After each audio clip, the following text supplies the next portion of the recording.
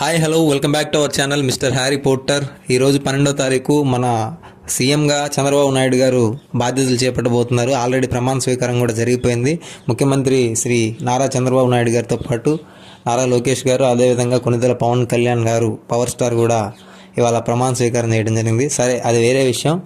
అసలు ఇవాళ టాపిక్ ఏంటి అంటే, రాబోయే 5 ఏళ్లలో నెక్స్ట్ 5 ఇయర్స్లో అమరావతి ఎలా డెవలప్ అవ్వబోతుంది, ఏ డెవలప్మెంట్ యాక్టివిటీస్ జరగబోతున్నాయి, అదేవిధంగా అమరావతి అనేది ఎలా ఉండబోతుంది అనే దానిపైన చిన్న అనాలిసిస్ చేద్దాం.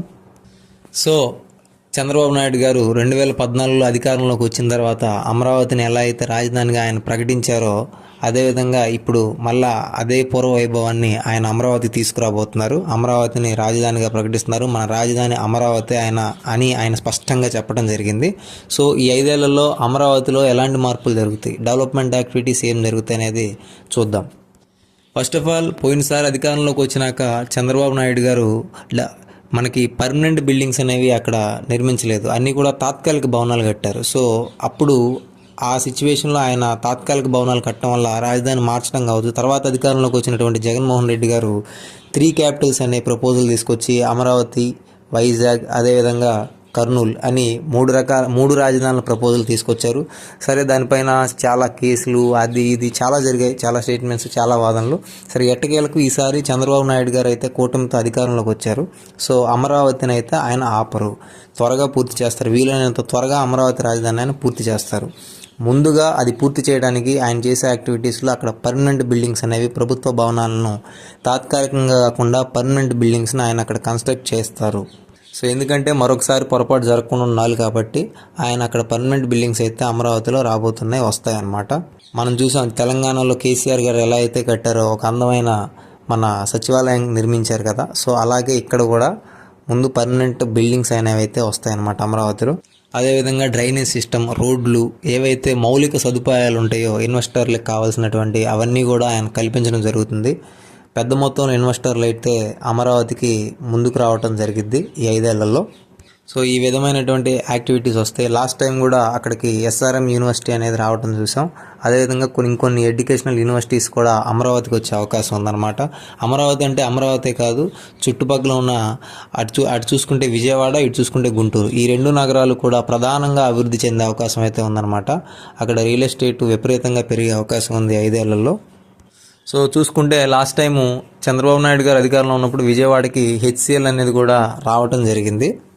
సో ఈ 5 ఏళ్లలో డెవలప్మెంట్ యాక్టివిటీస్ అనుకున్న స్థాయిలో కనుక జరిగితే మన విజయవాడ, గుంటూరు పరిసర ప్రాంతాల్లో ఇంకొక 2-3 IT కంపెనీలు కూడా వచ్చే అవకాశం అయితే ఉందన్నమాట. ఎందుకంటే నారా లోకేష్ గారు ఈసారి మళ్ళీ IT మినిస్టర్ అయ్యే అవకాశం ఉంది కాబట్టి, సో ఆయన నేతృత్వంలో మళ్ళీ మన విజయవాడ, గుంటూరు మధ్యలో కూడా IT కంపెనీలు వచ్చే అవకాశం అయితే ఉంది.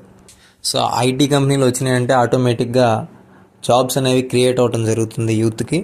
సో 100% వస్తాయా, యాక్యురసీ ఉంటుందా అంటే చెప్పలేం, కానీ సమ్ బెటర్ డెఫినెట్గా ఏదైతే ఉపాధి అవకాశాలు ఉంటాయో ఎంప్లాయ్మెంట్ అనేది పెరగడం జరుగుతుంది ప్రైవేట్ సెక్టార్లో.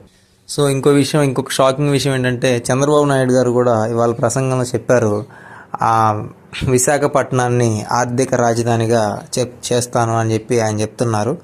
దాని అంతరార్థం ఏంటంటే సో వైజాగ్ని ఆయన ఆర్థిక రాజధాని అని స్టేట్మెంట్ ఇవ్వడం జరిగింది. దాని అంతరార్థం ఏంటంటే వైజాగ్ అనేది ఒక సెల్ఫ్ సస్టైన్ సిటీ అనమాట. అది గ్రో అవుతున్న సిటీ, ఆల్రెడీ డెవలప్ అయినటువంటి సిటీ అనమాట వైజాగ్.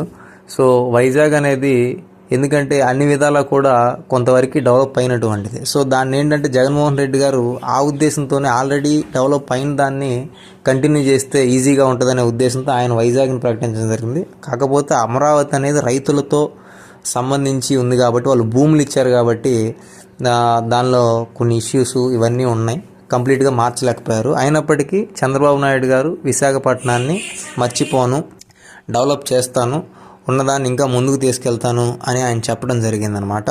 సో మనం చూసుకుంటే విశాఖపట్నంలో ఆల్రెడీ 2 ఎయిర్పోర్ట్లు ఉన్నాయి. సో 2 కూడా ఇంటర్నేషనల్ ఎయిర్పోర్ట్సే అనమాట. సో సౌకర్యాలు విశాఖపట్నంలో చాలా బాగున్నాయి. పోర్ట్లు, జగన్మోహన్ రెడ్డి గారు ఏవైతే పోర్ట్లు అవి మొదలు పెట్టారో అవి కూడా చంద్రబాబు నాయుడు గారు కంటిన్యూ చేస్తారు. ఎందుకంటే చంద్రబాబు నాయుడు గారికి ఏ అభివృద్ధి కార్యక్రమం చేసినా దాన్ని కంటిన్యూ చేయడం అలవాటు అనమాట. అప్పుడు గతంలో రాజశేఖర రెడ్డి గారు మొదలుపెట్టినవి ఈయన కంటిన్యూ చేశారు, ఈయన మొదలుపెట్టినవి రాజశేఖర రెడ్డి గారు కంటిన్యూ చేశారు. సో అలా డెవలప్మెంట్ని ఆయన కంటిన్యూ చేయడం అలవాటు కాబట్టి వైజాగ్ని కూడా మర్చిపోకుండా ఆయన దాన్ని ఉపయోగించుకుంటారు తప్పనిసరిగా. వైజాగ్ని కూడా అభివృద్ధి చేస్తా అని చెప్పారు. సో ఈ విధంగా ఆంధ్రప్రదేశ్కి చంద్రబాబు నాయుడు గారి విజనరీ ఈ 5 ఏళ్లలో హెల్ప్ అవుతుందని, అమరావతితో పాటు వైజాగ్ కూడా బాగా డెవలప్ అయ్యి ఉపాధి అవకాశాలు పెరుగుతాయని అందరూ నమ్ముతున్నారు. అది క్షమించాలి, అలాగే జరగాలని, మోర్ ఎంప్లాయ్మెంట్ అనేది ఆంధ్రప్రదేశ్లో క్రియేట్ అవ్వాలని మీతో పాటు నేను కూడా కోరుకుంటున్నాను. సో కంటెంట్ నచ్చితే లైక్ చేయండి, సబ్స్క్రైబ్ చేసుకోండి ఛానల్ని. మరొక ఇంట్రెస్టింగ్ కంటెంట్తో మళ్ళీ కలుద్దాం.